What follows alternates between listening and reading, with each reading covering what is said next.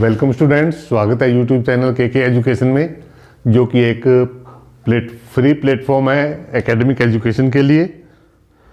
तो बच्चों, आज हम शुरू करेंगे क्लास 10th साइंस का फर्स्ट चैप्टर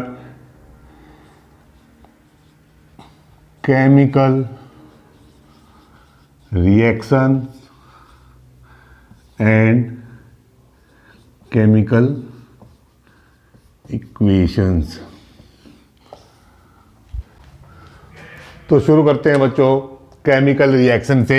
एक केमिकल रिएक्शन होता क्या है? What is chemical reaction? A process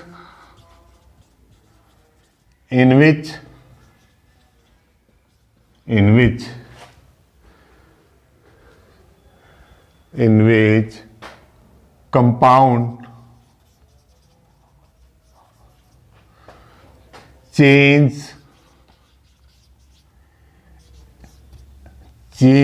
their nature and identity.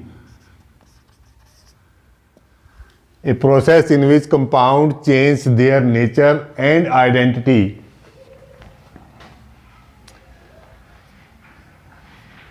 is known as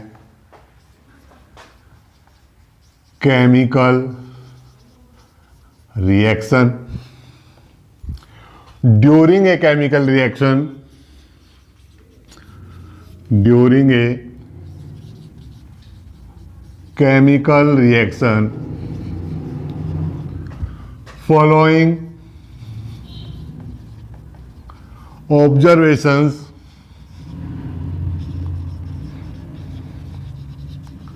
may be noted. क्या क्या ऑब्जर्वेशन हम नोटिस कर सकते हैं जब कोई केमिकल रिएक्शन टेक प्लेस करेगा? तो change in state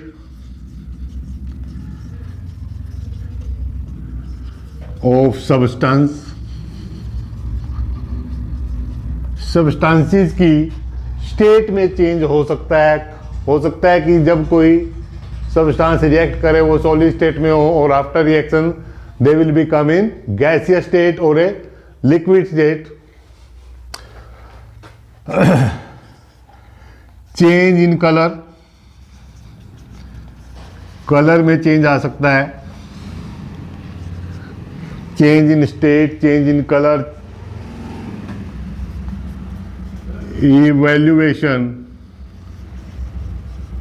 evaluation of gas निकल सकती है कोई, और चेंज इन टेम्परेचर।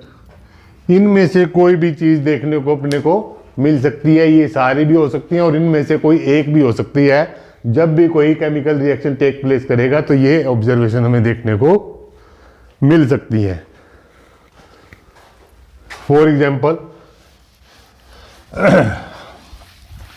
जब मैग्नीशियम के रिबन को एयर की प्रेजेंस में बर्न किया जाता है तो व्हाइट पाउडर मिलता है। When magnesium ribbon is burned in present of oxygen, then we got magnesium oxide, जो कि एक वाइट पाउडर है। तो ये कैसे हुआ? मैग्नीशियम ने हवा के साथ यानी ऑक्सीजन के साथ रिएक्ट किया और मैग्नीशियम का ऑक्साइड बना दिया, मैग्नीशियम ऑक्साइड, जो कि सफेद पाउडर के रूप में होता है।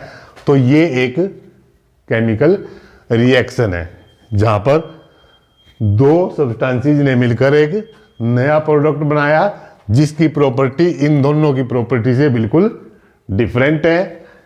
यहाँ पर चेंज इन कलर भी आया है तो ये सारी चीज़ें हमें देखने को मिल सकती हैं ड्यूरिंग ए केमिकल रिएक्शन। आगे चलें।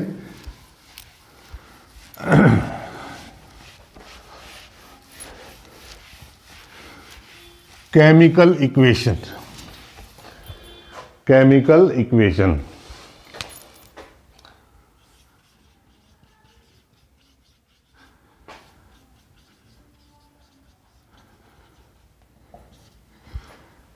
Chemical equation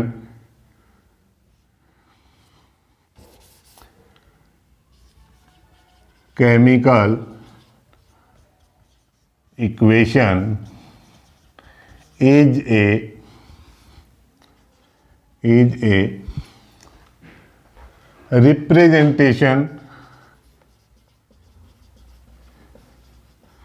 a representation of a chemical reaction by using the symbols and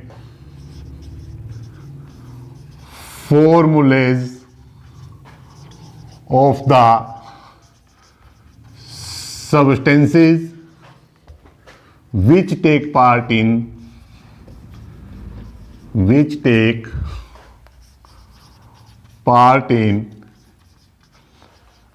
chemical reaction। तो केमिकल इक्वेशन एक केमिकल रिएक्शन का ही रिप्रेजेंटेशन होती है जहां पर हम कंपाउंड्स को उसके सिंबल्स और उसके फॉर्मूला से रिप्रेजेंट करते हैं। केमिकल इक्वेशन में और भी बहुत सी इंफॉर्मेशन दी गई होती है जिससे हमें पता चलता है कंपाउंड्स की स्टेट का पता चलता है, किन कंडीशन के अंदर कोई केमिकल रिएक्शन होता है उन कंडीशंस का पता चलता है, कौन सा कैटलिस्ट यूज किया है ये भी पता चलता है। ये सारी इंफॉर्मेशन हमें केमिकल इक्वेशन से मिल सकती है अगर हमने अच्छे से केमिकल इक्वेशन को राइट किया है। तो देखिए केमिकल इक्वेशन मैग्नीशियम, एग्जाम्पल करेंगे हम मैग्नीशियम जो अभी हमने लास्ट किया था, मैग्नीशियम का रिबन ऑक्सीजन की प्रेजेंस में उसको जलाया गया तो हमें मिला मैग्नीशियम ऑक्साइड। तो बच्चों इसको बोलते हैं वर्ड इक्वेशन। ये क्या है? वर्ड इक्वेशन है, यानी कि रिएक्शन के अंदर जिन जिन ने टेक पार्ट किया और जो जो फॉर्मेशन हुई उन सब के हमने नाम लिख दिए। तो this is word equation. Chemical equation क्या है कि हम इन सब्सटेंसेस को इनके formula magnesium Mg, oxygen O2, magnesium oxide MgO। तो इस रिएक्शन को हमने इन कंपाउंड्स के सिंबल्स और फॉर्मूला को यूज करके इसको रिप्रेजेंट किया है। एक्चुअल में ये क्या है? ये केमिकल रिएक्शन को ही रिप्रेजेंट करता है, राइट। जो लेफ्ट हैंड साइड है वो they are known as reactants and right hand side में जो है they are known as products. इनको रिएक्टेंट्स बोलेंगे जो एरो के लेफ्ट हैंड साइड में है, एरो के राइट हैंड साइड में जो है they are products, they are products. आगे बढ़े।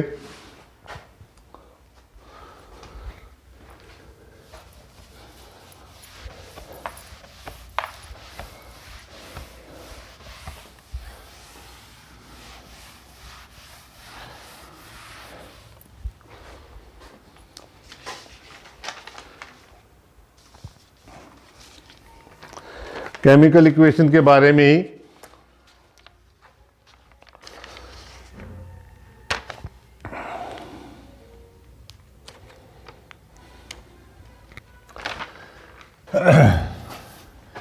Mg plus O2 gives us MgO. These are reactant and these are products. So number of elements, number of atoms of each elements in the both sides of arrow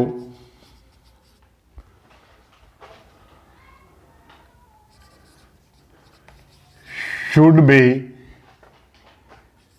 same. Arrow के दोनों तरफ जितने भी elements हैं उनके number of atom जो है वो बराबर होने चाहिए। ऐसा क्यों? क्योंकि should be same and such an equation, such a chemical equation, such a chemical equation is known as balanced chemical equation। ऐसी इक्वेशन को हम बैलेंस केमिकल इक्वेशन कहेंगे। तो स्टूडेंट, बैलेंस केमिकल इक्वेशन ही इंफॉर्मेटिव इक्वेशन होती है जो किसी reaction के बारे में बताती है। अगर कोई इक्वेशन बैलेंस नहीं है तो वो उससे हमें कोई जानकारी मिलने वाली नहीं है, या कोई जानकारी मिलेगी भी तो वो सही नहीं होगी। कारण a balance chemical equation, a balance chemical equation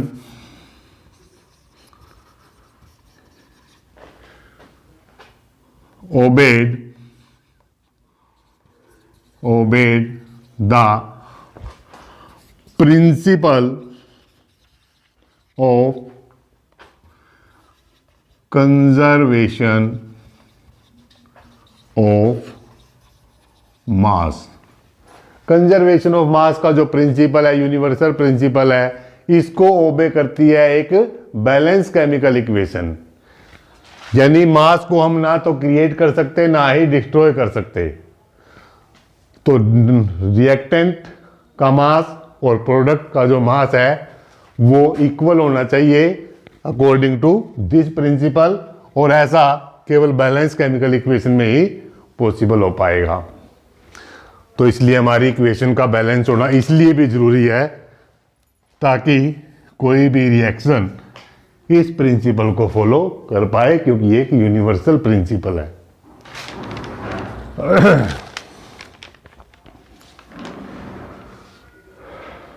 तो before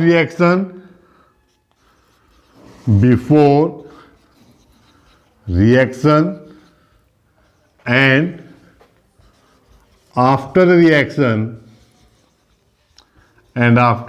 reaction number of atoms must be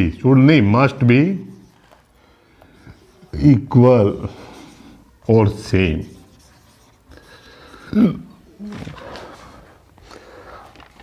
zinc plus H2SO4 sulphuric acid, ZnSO4 plus H2 gas. This is a chemical equation. क्या होती है? कोई भी केमिकल इक्वेशन और भी ज़्यादा informative हो जाती है अगर बच्चों साथ में उसके क्या दिया गया हो, अगर साथ में इसके कंडीशन दी गई हो। कंडीशन मतलब किस टेम्परेचर पर रिएक्शन हुआ, किस प्रेशर पर टेम्परेचर हुआ रिएक्शन हुआ, कौन से कैटलिस्ट का प्रयोग किया गया। उसके बाद हम इन सब्सटेंसेस की स्टेट भी मेंशन कर सकते हैं कि कोई लिक्विड है तो L से रिप्रेजेंट करेंगे, गैसेज है तो G से, और सॉलिड है तो एस से उसकी स्टेट भी मेंशन हो सकती है। तो ऐसा करके हम किसी भी केमिकल इक्वेशन को और ज़्यादा इंफॉर्मेटिव भी बना सकते हैं।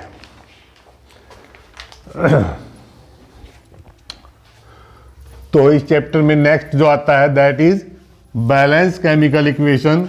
किसी भी केमिकल इक्वेशन को बैलेंस कैसे किया जाए, ये आज हम बिल्कुल ही इजी तरीके से करेंगे और सभी प्रैक्टिस भी करके देखेंगे हम। How to balance a, how to balance a chemical equation.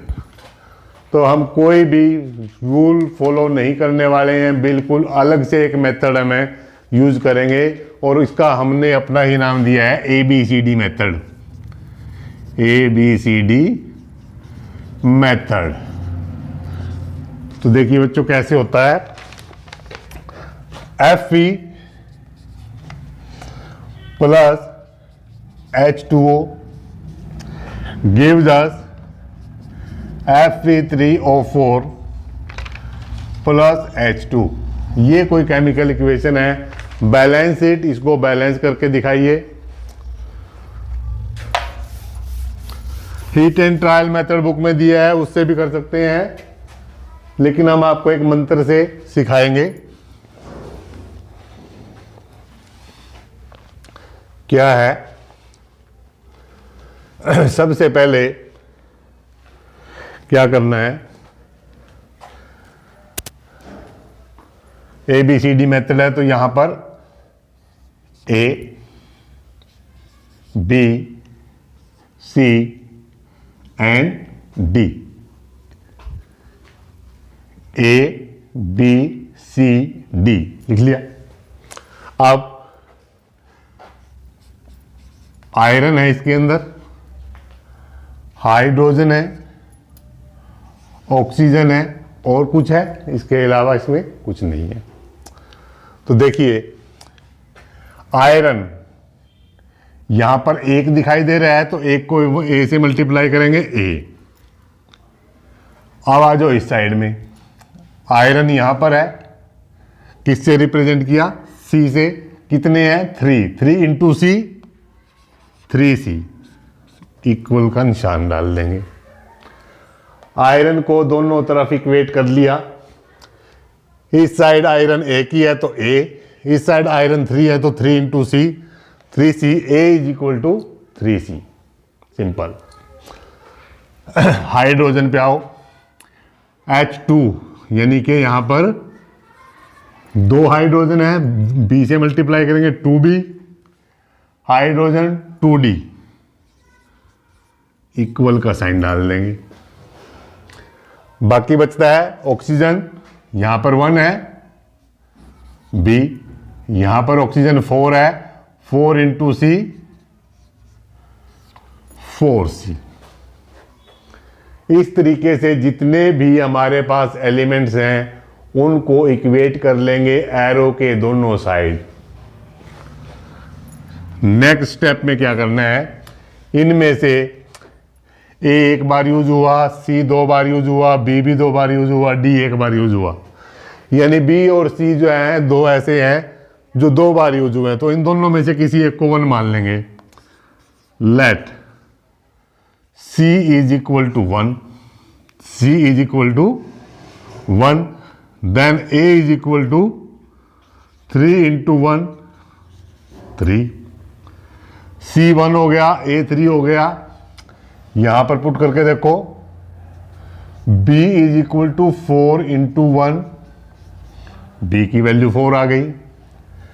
B is equal to D, D आया कहीं, B आया, B is equal to 4 and D is also 4। तो देखो A की वैल्यू अपने पास 3 आई, B की वैल्यू अपने पास 4 आई, C की वैल्यू अपने पास 1 आई और D की वैल्यू अपने पास 4 आई। यहां तक क्लियर है। आगे क्या करेंगे, जहां पर A था वहां पर 3 पुट करेंगे 3Fe, जहां पर B था वहां पर 4 पुट करेंगे 4H2O, जहां पर C था वहां पर 1 पुट करेंगे Fe3O4। लिखने की जरूरत नहीं है, ऑलरेडी इसका मतलब 1 ही है। D की जगह 4 लिखेंगे प्लस 4H2। तो ये 100% बैलेंस केमिकल इक्वेशन है। चाहो तो आप ट्राई कर सकते हो। तो एक्सरसाइज में बहुत सारी एक्सरसाइजें हैं, इक्वेशंस हैं, उन इक्वेशन को हम इसी मेथड से बैलेंस करने वाले हैं। तब तक आप प्रैक्टिस करके ट्राई कीजिए कि मेथड सही है या गलत।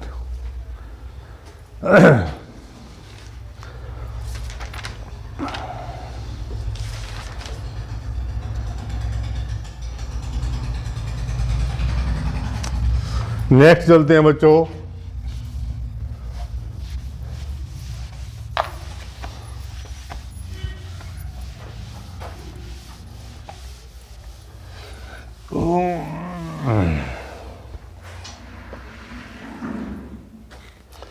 Type of chemical reaction. Types of chemical reactions. कितने टाइप्स के केमिकल रिएक्शन हैं? बहुत सारे हैं, लेकिन हम कितने पढ़ेंगे अभी? कॉम्बिनेशन रिएक्शन और decomposition reaction, displacement reaction, double displacement reaction, oxidation, reduction and redox reaction. ये हम यहां पर आज पढ़ाई करने वाले हैं। तो सबसे पहले कॉम्बिनेशन रिएक्शन। कॉम्बिनेशन रिएक्शन, नाम से ही पता चलता है कि कॉम्बिनेशन मतलब जुड़ रहे हैं। ए reaction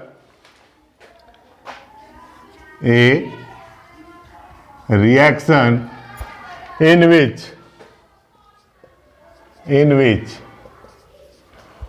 two or more reactants combine to form a single product. वो रिएक्शन जहां पर 2 या 2 से ज्यादा रिएक्टेंट मिलकर के एक सिंगल प्रोडक्ट बनाए, ऐसे रिएक्शन को कॉम्बिनेशन रिएक्शन बोलते हैं। For example, calcium oxide H2O gives us CaOH whole twice plus यहां पर निकलती है हीट। कैल्शियम ऑक्साइड को क्या बोलते हैं? क्विकलाइन। क्या बोलते हैं? क्विकलाइन। इसमें वाटर ऐड कर दिया, वाटर ऐड करने पे ये क्या बन गया? Slaked line. Slaked line. तो बच्चों ये जो रिएक्शन है, 2 रिएक्टेंट ने मिलकर एक सिंगल प्रोडक्ट बनाया, कैसा रिएक्शन हुआ? कॉम्बिनेशन रिएक्शन हुआ। अच्छा, इस रिएक्शन में हीट भी निकली है। तो जिन रिएक्शन में हीट निकलती है they are known as exothermic. Exothermic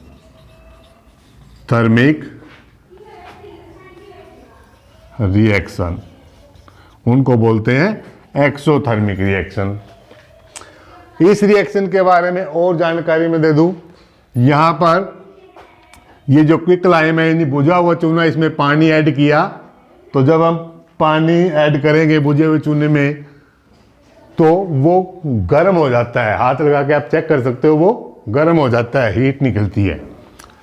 और जो घोल बनता है उस घोल को बोलते हैं कैल्शियम हाइड्रोक्साइड। कैल्शियम हाइड्रोक्साइड, जिसको स्लैक्ड लाइम बोला जाता है। तो बच्चों इस सिलेक्ट लाइम का प्रयोग जो है वो व्हाइट वॉश के लिए किया जाता है, दीवार रंगने के लिए इसका प्रयोग करते हैं।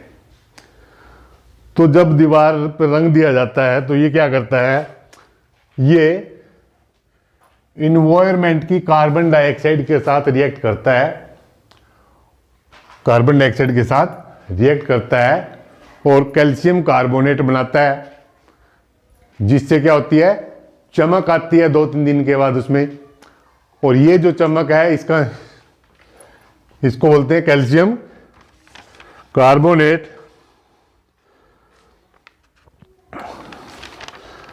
आफ्टर 2 और 3 डेज ये क्या करेगा, शाइनी देगा। एंड फॉर्मूला ऑफ मार्बल, जो मार्बल का फॉर्मूला है वो बिल्कुल सेम है, CaCO3, ये है मार्बल का फॉर्मूला। और ये जो कैल्शियम हाइड्रोक्साइड है ये इन्वायरमेंट की कार्बन डाइऑक्साइड के साथ रिएक्ट करके यही CaCO3 फॉर्म करेगा, जिससे दीवार पर चमक आएगी। और ये जो फॉर्मूला है ये और ये फॉर्मूला सेम ही है। तो कॉम्बिनेशन रिएक्शन के और एग्जांपल, बर्निंग ऑफ कोयल, कोयले का जलना, burning of coil,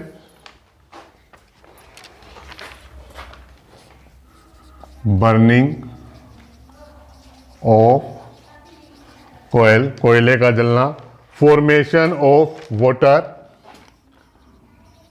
formation of water from hydrogen and oxygen gases.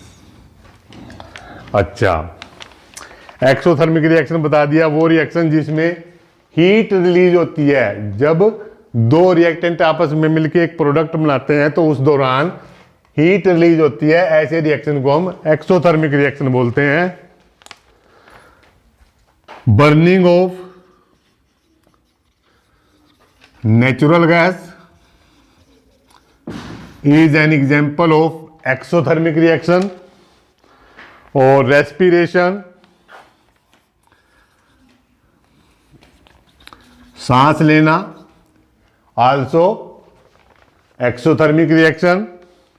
And decomposition of vegetable, decomposition of vegetable to compost, मतलब गली सड़ी सब्जियां उनसे कंपोस्ट खाद तैयार होती है, उनका वेजिटेबल का decomposition, respiration, burning of natural gas, ये सारे के सारे एक्सोथर्मिक कॉम्बिनेशन रिएक्शन के ही एग्जाम्पल हैं। इन सब में हीट रिलीज होती है।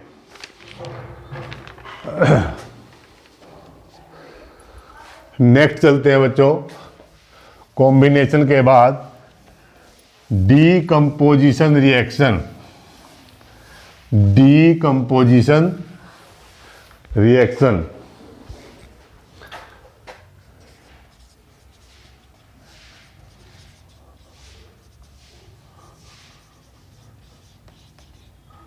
डीकम्पोजिशन रिएक्शन का मतलब when a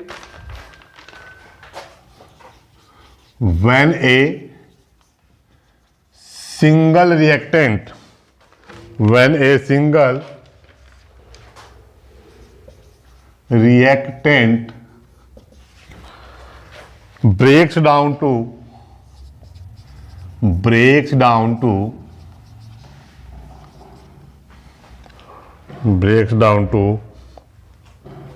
give simpler products।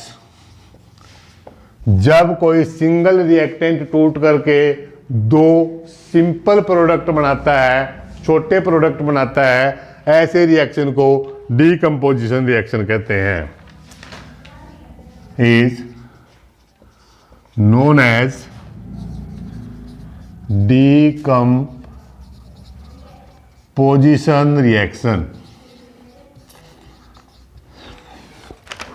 For example, FeSO4 2FeSO4, इसको क्या किया गया, हीट कर दिया गया। हीट करके क्या मिला, Fe2O3 ferric sulphide plus SO2 and plus SO3, ये दो गैसें निकली। यहाँ पर ये सिंगल रिएक्टेंट था, इसको जब गर्म किया गया तो ये प्रोडक्ट, इसके सिंपलर प्रोडक्ट बन गए।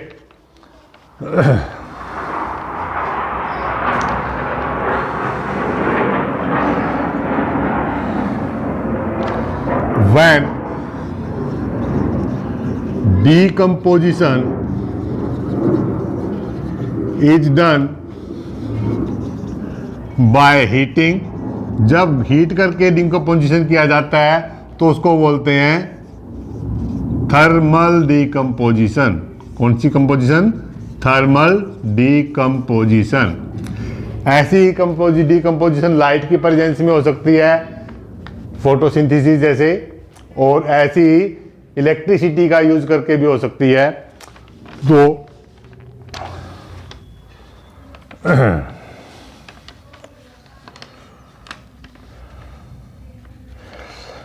डीकम्पोजिशन रिएक्शन के अंदर, इन डीकम्पोजिशन रिएक्शंस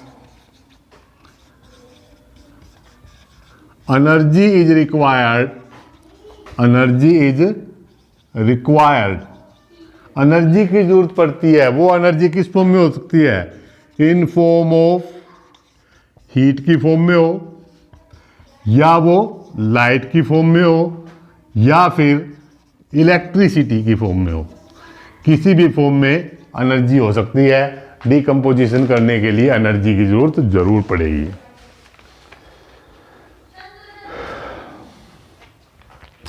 तो जिन रिएक्शन के अंदर एनर्जी की जरूरत पड़ती है,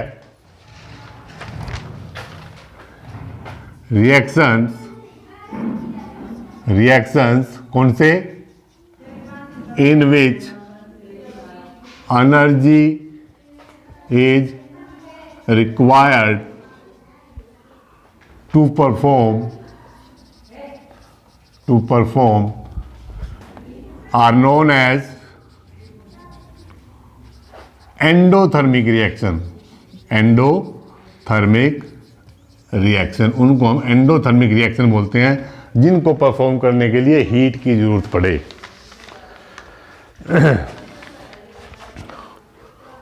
(2AgBr) silver bromide in presence of sunlight 2Ag plus Br2। तो ये रिएक्शन को परफॉर्म करने के लिए सनलाइट की जरूरत पड़ी। तो ये कैसा रिएक्शन है, एंडोथर्मिक रिएक्शन है। और ये रिएक्शन जो है वो ब्लैक एंड वाइट फोटोग्राफी में प्रयोग हुआ करता था किसी जमाने में, आज इसकी जरूरत नहीं होती है। डीकम्पोजिशन के बाद चलते हैं बच्चों displacement reaction.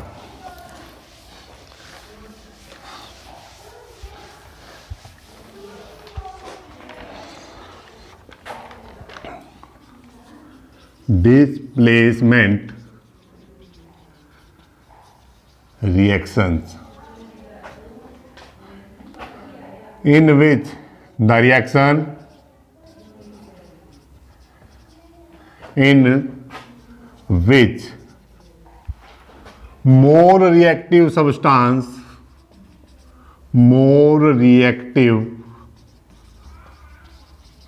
substances displace the less reactive substances are known as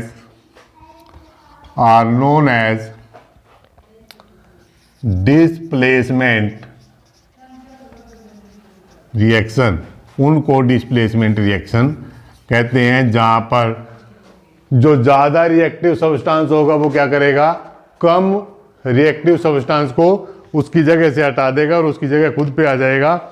उसको बोलते हैं displacement reaction. For example FeCuSO4, iron जो है वो कॉपर को डिस्प्लेस करेगा, FeSO4 प्लस कॉपर। उसके बाद जिंक प्लस CuSO4, यहाँ पर जिंक डिस्प्लेस करेगा, ZnSO4 हो जाएगा, यहाँ पर कॉपर अलग हो जाएगा। लेड प्लस कॉपर क्लोराइड,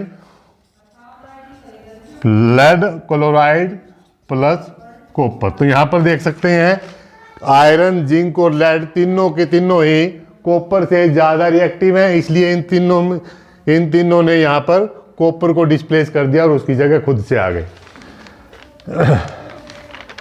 ये था displacement reaction.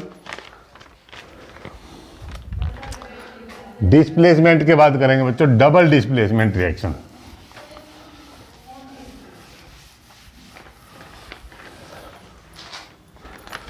Double displacement reaction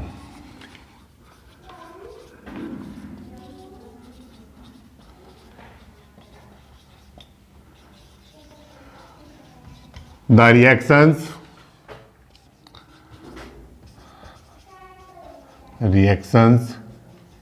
in which new product is formed, new products are formed by the exchange of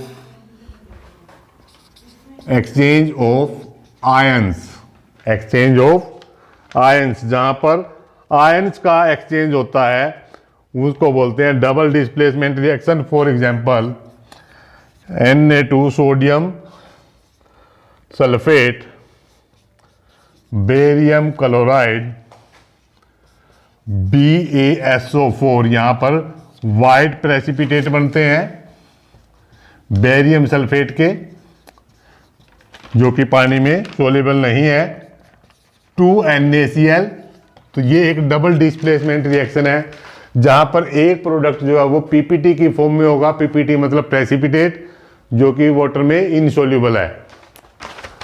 तो ऐसा रिएक्शन जहां पर प्रेसिपिटेट बनते हो जो कि वाटर में सोल्यूबल नहीं है, तो ऐसे रिएक्शन को प्रेसिपिटेट रिएक्शन भी बोलते हैं।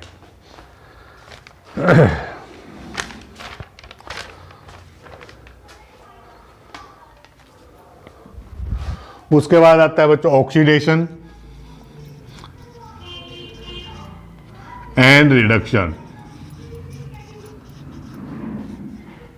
ए सब्सटेंस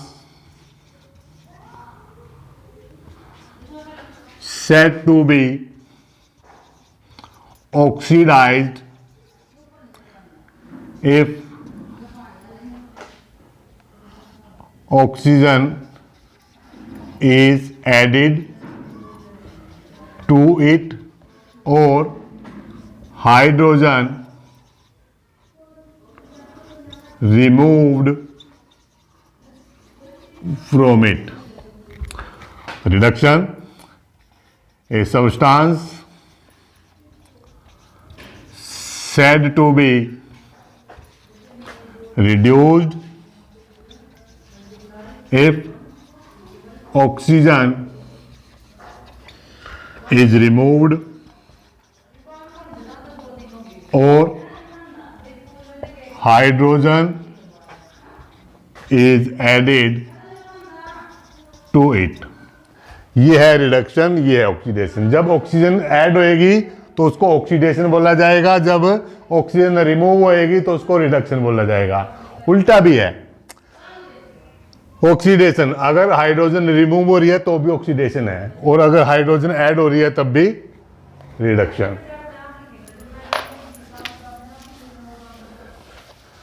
इन दोनों के जिस रिएक्शन के अंदर ये दोनों होते हैं, जिसके अंदर ये दोनों होते हैं, उसको बोलते हैं रिडॉक्स रिएक्शन। कौन सा रिडक्शन? Redox reaction. 11th में डिटेल में पढ़ेंगे इनके बारे में। When oxidation and reduction takes place simultaneously तो उसको बोलते हैं redox reaction. CuO plus H2 copper oxide plus hydrogen heat किया गया, इसको हीट करने पर ये कॉपर हो गया और यहाँ पर H2O। यहाँ जब हाइड्रोजन थी यहाँ पर क्या हो गया, ऐड ऑफ ऑक्सीजन, इसको बोलेंगे ऑक्सीडेशन। This is oxidation. यहाँ कॉपर ऑक्साइड था, यहाँ के कॉपर रह गया, this is reduction, removal of oxygen reduction, addition of oxygen oxidation, and this reaction is known as redox reaction. तो बच्चों इसे नेक्स्ट पार्ट में हम लेके आएंगे एक्सरसाइज फर्स्ट चैप्टर की, जिसमें एनसीईआरटी के सभी क्वेश्चंस होंगे, उन पर हम डिस्कस करेंगे और जितने भी एग्जाम्पलर प्रॉब्लम है वो भी हम सॉल्व करेंगे पार्ट 2 के अंदर।